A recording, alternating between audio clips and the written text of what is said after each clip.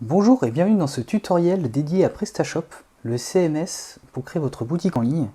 Donc PrestaShop est un CMS français, donc qui est différent de WordPress puisque l'objectif est directement d'avoir une création de boutique en ligne avec directement les options de création de produits, de catégories et les options de commande directement intégrées.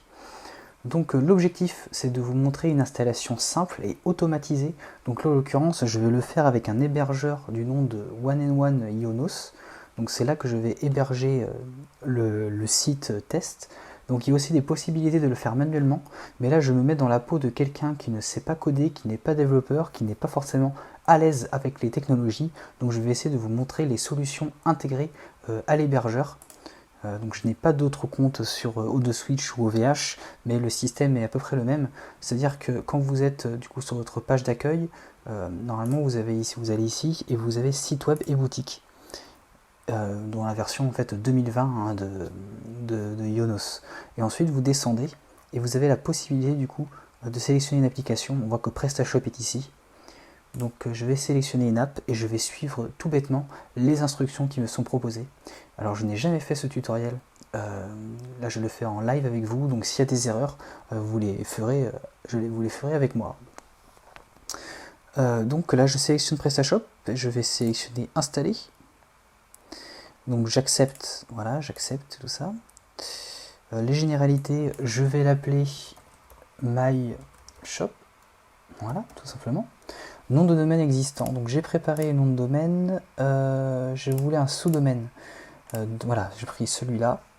Email de l'administrateur, donc je vais mettre une adresse lambda, je vais pas faire je vais pas faire forcément d'envoi d'email dans ces tutos.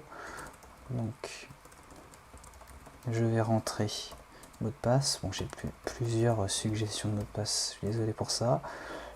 Paramètres d'installation. Non. Ah, pardon. Vous pouvez donner ici un nom à votre application. Bon, voilà, je vais l'appeler le nom de ma boutique, hein, My Shop. Voilà, très bien. Merci d'ajouter le contenu de la démo PrestaShop durant l'installation. Oui, alors je fais une installation vierge de PrestaShop. Donc ça, c'est intéressant. Je mettrai un mémo sur le contenu.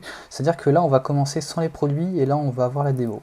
Donc là, je vais commencer avec la démo. Hein. Comme ça, j'aurai des produits déjà créés. Création de la base de données, description, je vais l'appeler PrestaShop. Et je vais pas l'appeler PrestaShop, c'est juste une description pour moi plus tard. Et bon, je mets mon mot de passe. Hein. Pardon, je mets jamais. Et les préfixes de la table, donc c'est les préfixes automatiques. Vous verrez chez PrestaShop c'est PS, donc je vais remettre PS juste par convention, par habitude. Après, c'est vrai que pour des problèmes de sécurité, il est bien de changer le préfixe et de laisser peut-être celui qui était par défaut. En l'occurrence, je vais mettre PS juste comme ça. Donc voilà, ensuite ça va créer Click and Build Espace Disque, d'accord, donc voilà, je vais laisser par défaut. Là, tout a l'air prêt et je vais lancer l'installation. Ça m'embête. Donc nous préparons actuellement votre site web, veuillez patienter un instant. Et bien voilà, le site est en ligne, félicitations, votre nouveau site web est en ligne, ça a pris énormément de temps. Ça a dû prendre presque un quart d'heure, faudrait que je regarde au montage, mais en tout cas ça a été long. Donc normalement, si je me rends sur Presta, donc sur l'adresse que j'ai Presta du Web, je devrais arriver sur ma boutique. Me voilà sur ma boutique.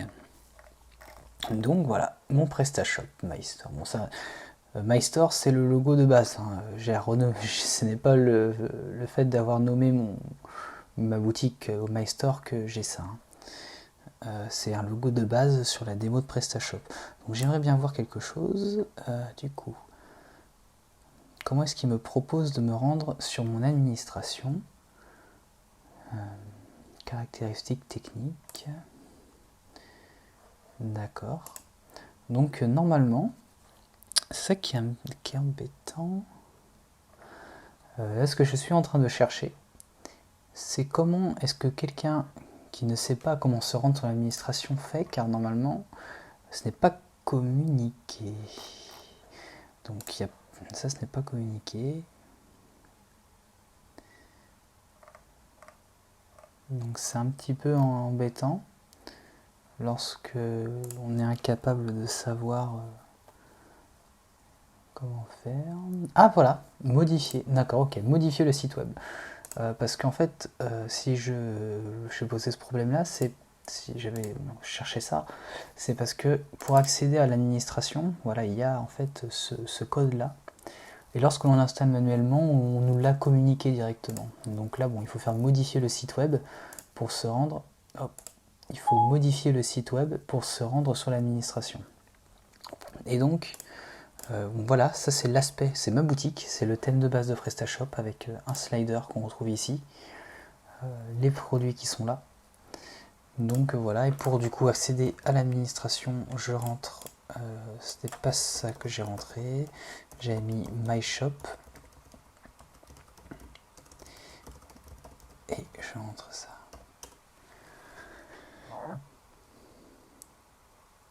Et voilà, bienvenue chez vous, je m'appelle Resson, et là ensuite il y a un tutoriel à suivre, du coup on va pas le faire, mais du coup je vous montrerai dans d'autres vidéos le fonctionnement de PrestaShop. Donc nous voilà, PrestaShop est installé manuellement, sans grande connaissance technique, un petit peu de recherche là pour trouver l'administration.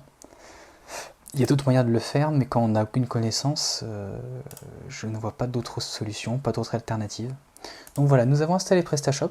Donc je vous remercie d'avoir regardé cette vidéo. Je vous invite à la liker si vous l'avez aimé, à commenter si vous avez des questions ou des soucis sur votre installation.